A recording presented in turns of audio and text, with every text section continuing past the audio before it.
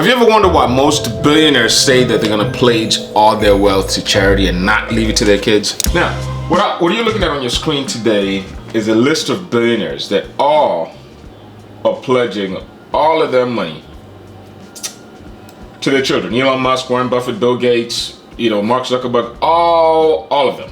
All of them are giving their money away.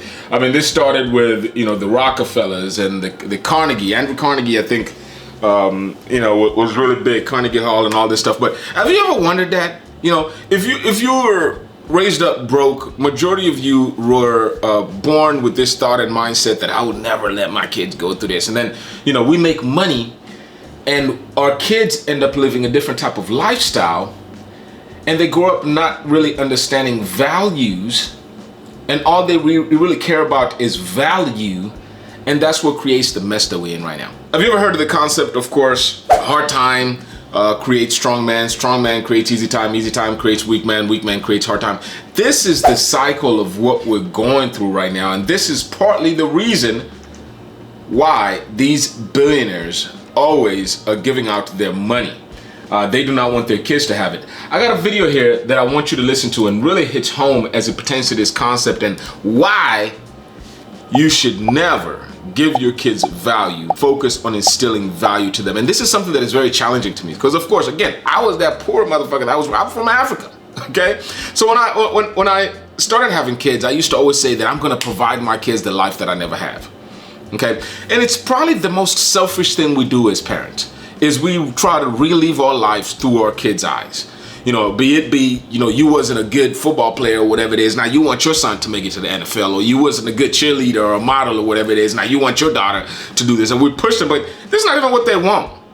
As it pertains also to maybe you didn't have all the Jordans and all the nice stuff. Now you want all your kid. Are you really buying that shit for your son or your daughter, or are you buying that for you to satisfy you when they wear them?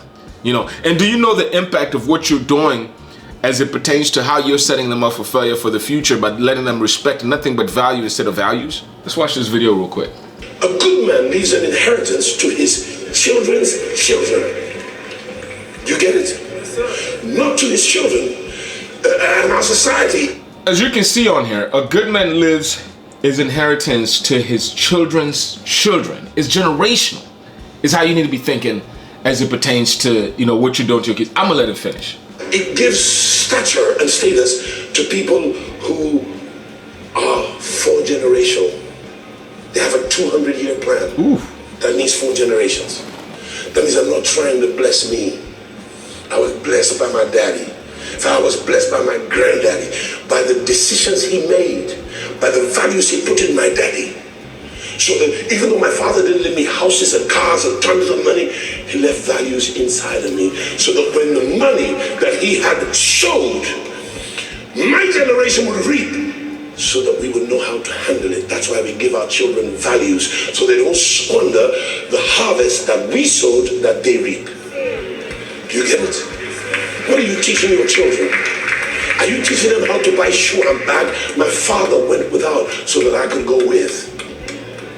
He did exactly what he saw his father do. So we're going from level to level to level. Don't give your children the benefits of your success. Give them the ingredients that made you successful. Ooh, powerful message. Do not give your children the benefits of your success. Give them the ingredients that made you successful. I can't say it any better than that. I really can't. But again, it's a tough battle that we face because it's something that I'm constantly facing this myself. And I gotta remember not to be selfish. Not to do things for my kids because I liked or because I want to see them in it and all of this. How can I instill the values that made me successful? Hard work, perseverance, persistence, tenacity. How can I instill that into my kids? And I think that's one of the things that we're lacking right now. At the same time, as a man, you must have a way that you can actually build wealth, as he mentioned. And forget what he said. Let's look at how the successful families that we look up to as it pertains to them thinking 200 years ahead. Think about the Trump family or the Clinton family or the Kennedy family. This is generational, the Rockefeller family. And then also think about the families that actually squandered their wealth. You got the Vanderbilts. If you look at it in history, Vanderbilt was up there with the Rockefellers, but they squandered. They're done. You don't hear about them anymore. Vanderbilt was the richest person in the world at one point in time.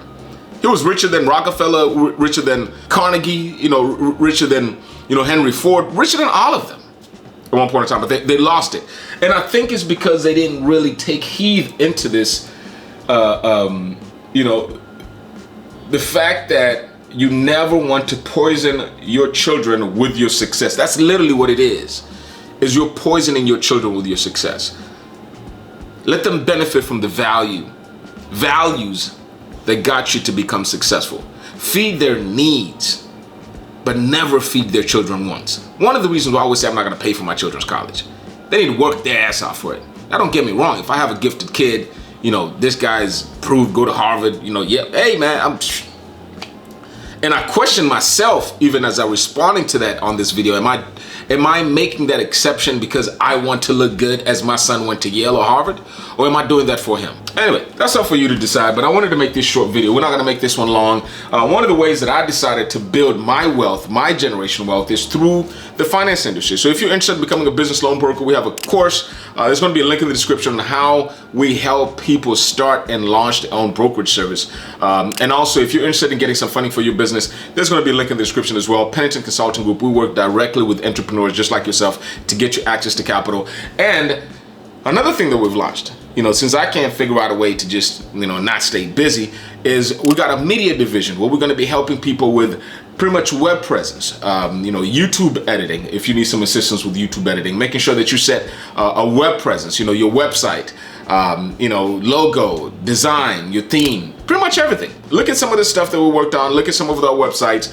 If you like some of the stuff that you see on here, you want some assistance, some guidance in order to help you launch your business and make a web presence, or an effective web presence, then link is in the description. Reach out to us and we'll definitely be glad to work with you. I appreciate you for joining me today. I'll see you in the next video. They were just practicing putts over on the 12th. Charlie made one. That'll give you a little set. Look at the balance. That's the other thing. And that recoil looks so much like Dad. They used Charlie's tee shot at the par 3 fourth, and then Charlie stepped up first and showed Dad how it goes. And to go out in 29. Yeah, this is arguably the most difficult part of the course. How about it? 9 in a row. Look at this. That's far enough. Oh, what a shot! Unbelievable! That's the best we've seen here so far today. Like I said, who's teaching who in this team?